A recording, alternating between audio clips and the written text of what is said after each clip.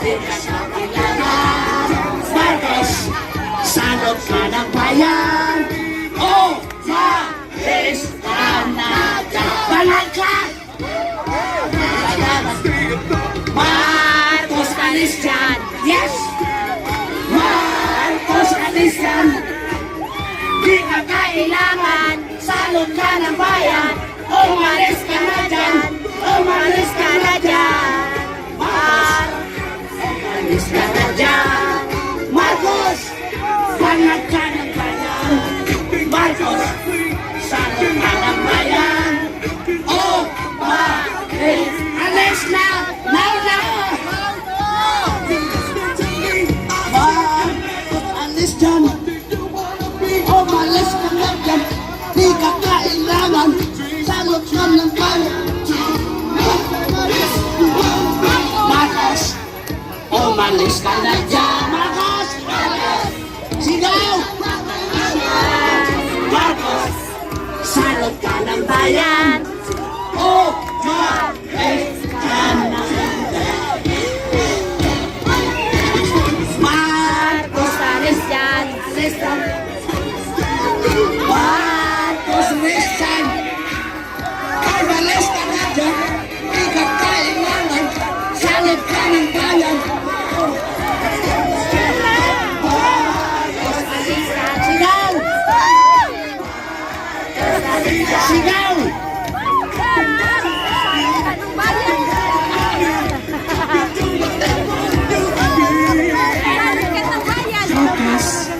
Umalis ka na dyan, Marcos. Umalis ka na dyan, Marcos. Salot ka ng bayan. Yan. Umalis ka na dyan, Marcos. Salot ka na dyan, Marcos. Salot ka ng bayan.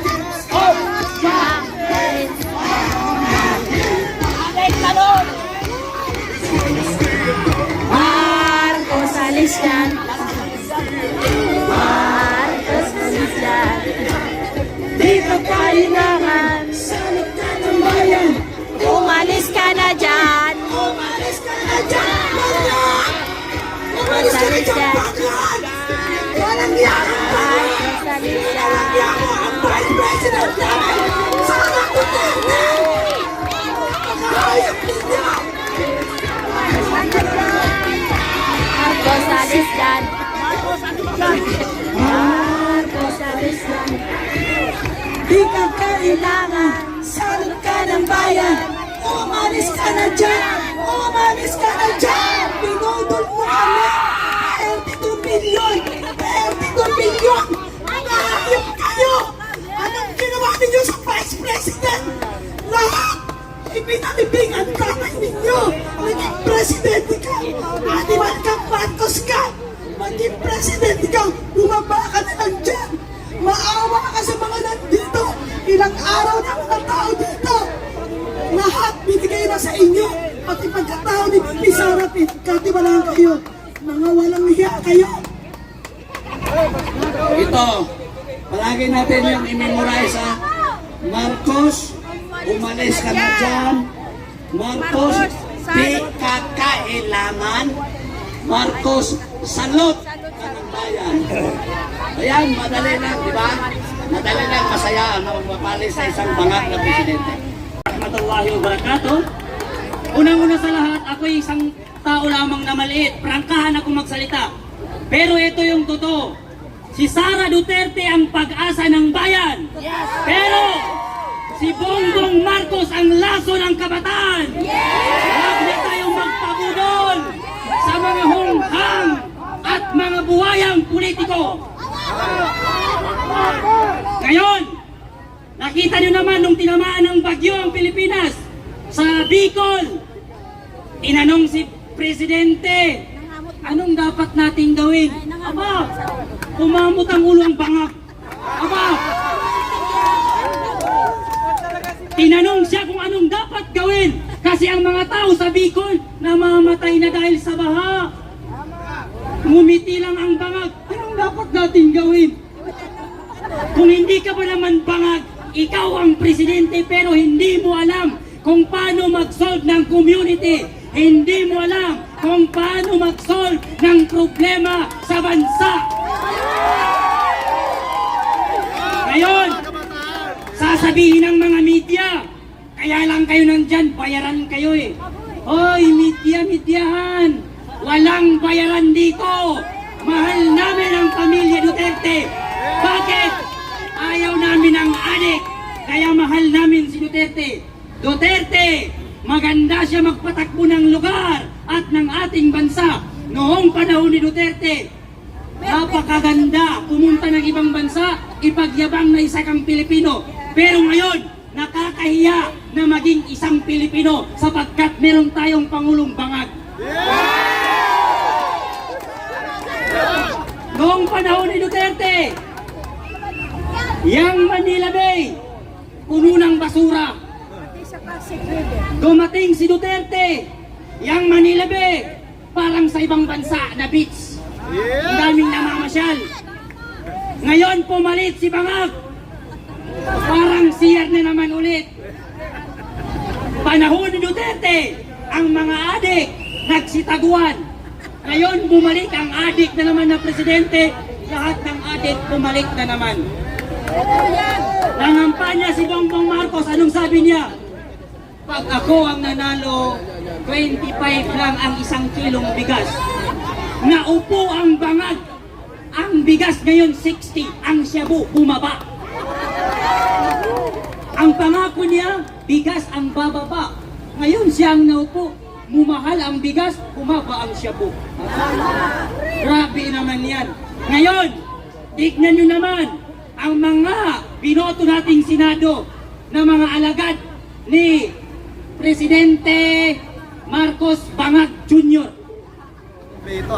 Kung makaimbestiga sila kay Sara Duterte, nung humihingi si Sara Duterte ng pondo, abay si Ira Hontiveros, yung si Risa Hontiveros, kung makaimbestiga, akala mo naman anghel.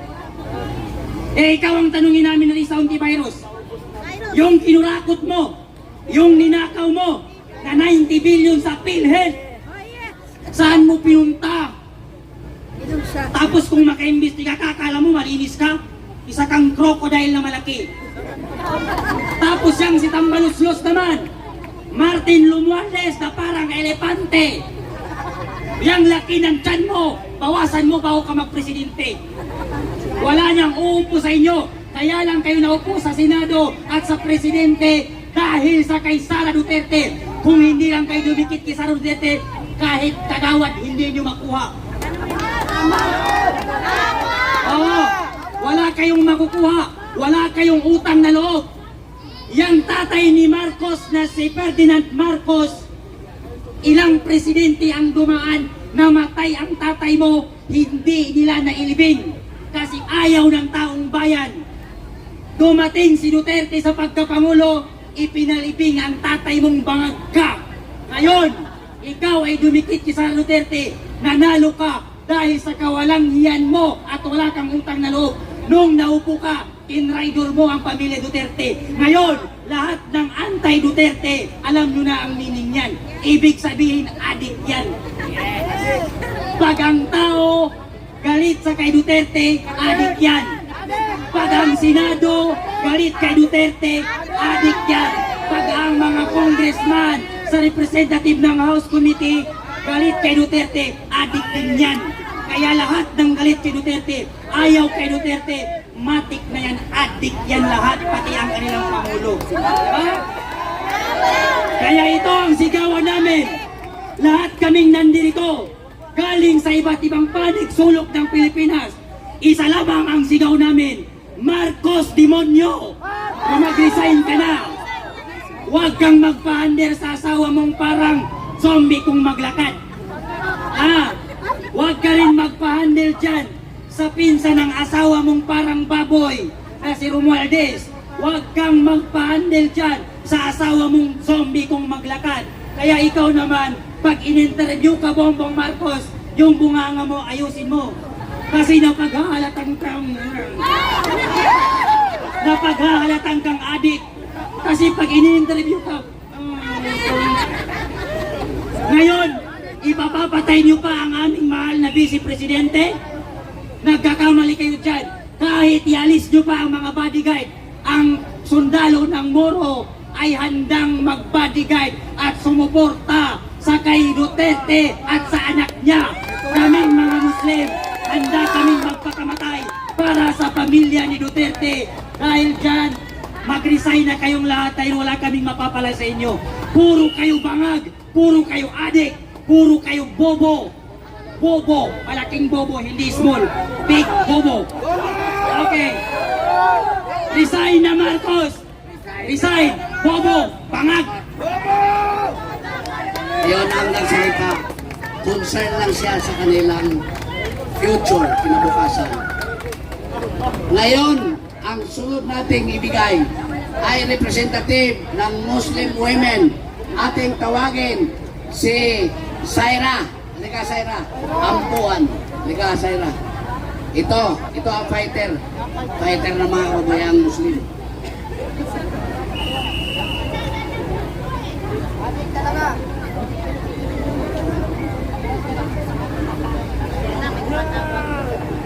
Wala